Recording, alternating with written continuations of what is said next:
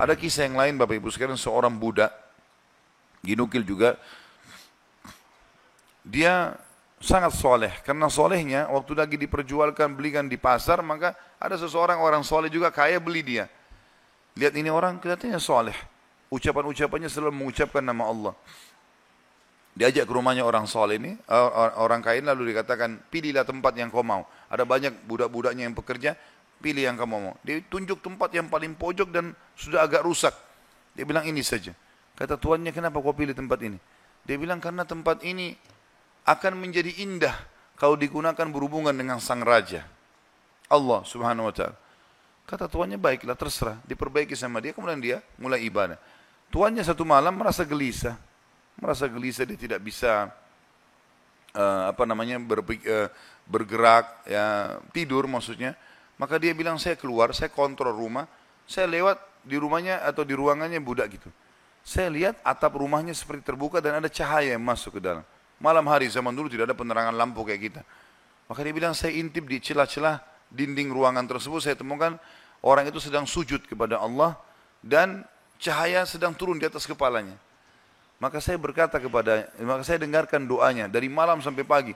Dan selalu dia ucapkan, setiap dia minta hajat, lalu dia mengatakan, ya Allah, penutupan doanya, sesungguhnya kalau bukan karena haknya Tuanku sekarang ini, yang aku harus berikan, maka aku akan habiskan seluruh umurku ibadah kepadamu. Maka ini orang sampai menjelang subuh baru dia tinggalkan. Setelah didengarkan doa-doa yang indah dari budak ini, kemudian dia pulang ke rumah, ke kamar tidurnya. Istrinya tanya, kemana saja? Dia bilang ceritanya seperti ini. Istrinya awalnya tidak percaya. Dia bilang, baik, besok malam kita sama-sama ke sana. Besok malam diajak istrinya, dilihat. Terjadi hal yang sama. Cahaya yang terang, orangnya lagi sujud, dia ucapkan kalimat-kalimat doa yang mulia sama. Akhirnya mereka sepakat suami istri, kita bebasin aja budak ini. Ketuk pintunya menjelang subuh, kami sudah dengarkan doamu semalam, kami bebaskan kamu. Maka dia tiba-tiba mengangkat kepalanya ke langit, mengatakan, ya Allah, kalau seandainya setelah ibadahku yang aku kerjakan kepadamu ini mengganggu hubunganku denganmu, matikanlah aku. Tiba-tiba meninggal orang itu. Tiba-tiba meninggal. Tapi di sini saksi bahasan adalah bagaimana kedekatan seorang budak pun posisinya, dia seseorang yang sangat miskin, susah diperjualbelikan, tapi kedekatannya dengan Allah tidak mengganggu pekerjaannya, dan itu tidak penting bagi Allah subhanahu wa ta'ala. Seseorang harus tahu masalah ini. Kisah yang lain disebutkan, ada seseorang miskin, punya anak sekian, beberapa orang. Ini kisah-kisah salafus saleh dulu. Dia pas mau makan sama istri sama anak-anaknya, ada 4-5 orang anak, mau makan sama-sama, dan cuma ada sedikit makanan, tiba-tiba ada yang ketuk pintu, orang miskin. Dia bilang begitu mau dihidangkan makanan, mau makan, ada yang ketuk pintu. Saya suruh istri saya buka, dibuka pintu, ternyata ada orang miskin yang minta. Mereka miskin, ada orang miskin lagi minta. Kami sudah sekian hari nggak makan, berikanlah makanan. Istrinya tanya dia, kasih makanan.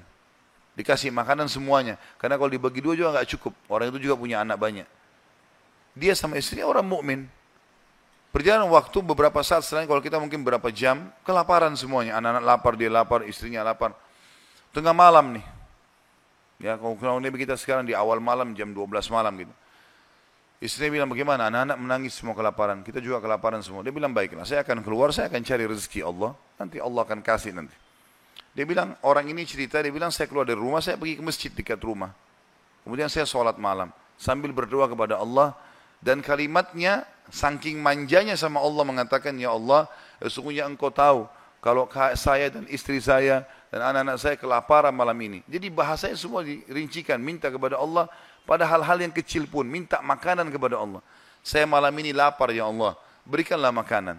Gitu kan? Dikatakan dalam kisah ini, ada seorang amir bisa kita katakan raja atau gubernur wilayah itu, sudah seminggu gelisah, mau bertobat kepada Allah.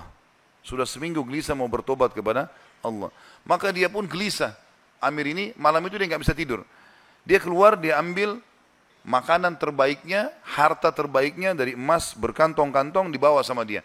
Dia bilang, ya Allah, sebagai bentuk taubatku kepadamu, maka aku akan membagikan ini kepada orang yang membutuhkannya malam ini.